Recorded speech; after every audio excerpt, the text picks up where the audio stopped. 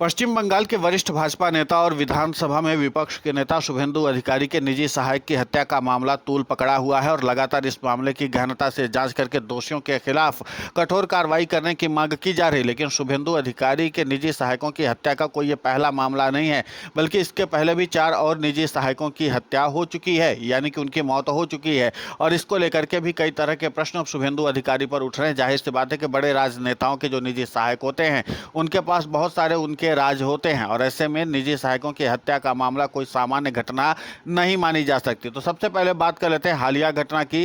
चंद्रनाथ रथ, ये जो सबसे पहले हालिया घटना है उसकी बात कर लेते हैं। ये चर्चित घटना है। 6 मई 2026 की रात को उत्तर 24 परगना के मध्यम ग्राम में अज्ञात हमलावरों ने शुभेंदु अधिकारी के निजी सहायक चंद्रनाथ रथ की गोली मारकर हत्या कर दी। वो अपनी कार से घर लौट रहे थे, तभी बाइक सवार हमलावरों ने उनकी गाड़ी रोककर उन पर ताबड़तोड़ गोलियां बरसाई और उनकी मौत हो गई। शुभेंदु अधिकारी ने इसे सुनियोजित हत्या करार दिया है और इसी के साथ मृतक के परिवार को भी इस बात का आश्वासन दिया कि वो सत्ता में आ गए। तो जाहिर सी बात है कि इस पूरे मामले की गहनता से जांच करा के दोषियों को फांसी के तख्ते तक पहुंचाएंगे और इसकी सीआईडी जांच भी शुरू हो चुकी है और पश्चिम बंगाल के आला पुलिस अधिकारी इस मामले को खुद देख रहे हैं। तो देखना दिलचस्प होगा कि इस पूरे मामले पर चंद्रनाथ रथ की हत्या का आखिर दोषी कौन है, उसको कब तक निकाला जाता है और कब तक सजा मिलती है, इसका सभी को इंतजार है। अब बात कर लेते हैं 2018 की। तो 2018 में शुभव्रत चक्रवर्ती शुभेंदु अधिकारी के निजी सहायक यानी कि पीएसओ और राज्य पुलिस के अधिकारी थे।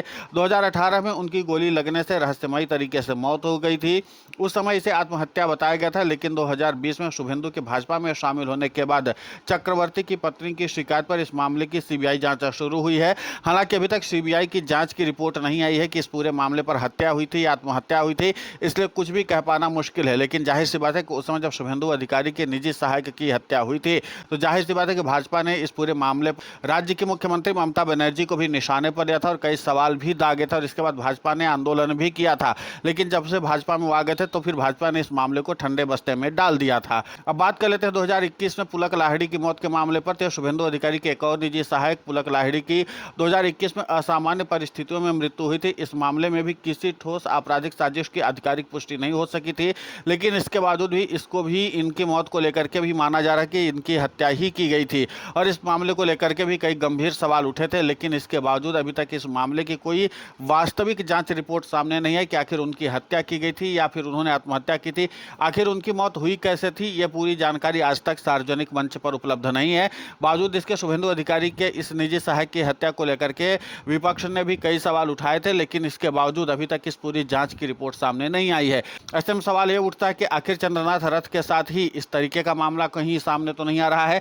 अब बात कर रहे थे 2013 में शुभेंदु अधिकारी के एक और निजी सहायक रहे प्रदीप झा की 2013 में मृत्यु हुई थी। हालांकि उस समय किसी भी आपराधिक गुण की पुष्टि नहीं हुई थी, लेकिन चंद्रनाथ रथ की हालिया हत्या के बाद इन पुरानी मौतों को भी एक पैटर्न के रूप में देखा जा रहा है और जाहिर सी बात है कि इस पूरे मामले को लेकर के अब सवाल उठ रहे हैं कि आखिर शुभेंदु अधिकारी के बार बार निजी सहायकों की या तो हत्या हो रही है या हत्या करवाई जा रही है या वो आत्महत्या कर रहे हैं, तो आखिर क्यों कर रहे हैं।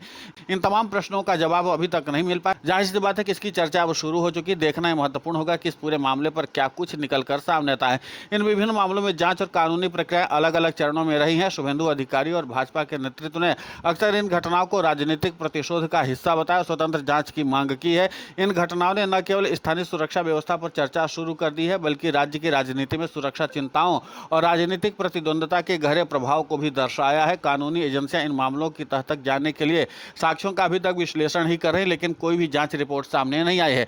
वैसे आपको बता दें कि पश्चिम बंगाल में किसी भी तरीके से जो राजनीतिक हत्याएं होती उस मामले पर वो भी चरम पर है, यानी कि टॉप ऑर्डर में आता है। लगभग यहाँ पर 20 से 22 हर साल राजनीतिक विद्वेष के तहत ही हत्याएं की जाती हैं और ये पूरे देश में सबसे कुख्यात राज्य बन गया है जहां पर राजनीतिक विद्वेष के लिहाज से हत्याएं होती हैं। अब ऐसे में सवाल उठता है कि जिस तरीके से नई सरकार आने से पहले ही जिस तरीके से चंद्रनाथ रथ की हत्या हुई है उस पूरे मामले की गहनता से जांच होगी और क्या उसका जो सच है वो बाहर आ पाएगा। अभी तक जो शुभेंदु अधिकारी के निजी सहायक रहे हैं उनकी जांच का सच सामने नहीं आया, तो ऐसा में क्या चंद्रनाथ रथ की हत्या का जांच जो है वो सामने आ पाएगी, वो भी देखना महत्वपूर्ण होगा।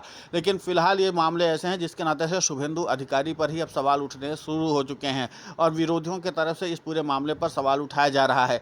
अब देखना महत्वपूर्ण होगा कि शुभेंदु अधिकारी के इन जो निजी सहायकों की हत्याएं हुई हैं इस पर आगे विपक्ष क्या स्टैंड लेता है, लेकिन साथ ही साथ भाजपा की क्या जवाबदेही होती है, यह सब कुछ देखना दिलचस्प होगा।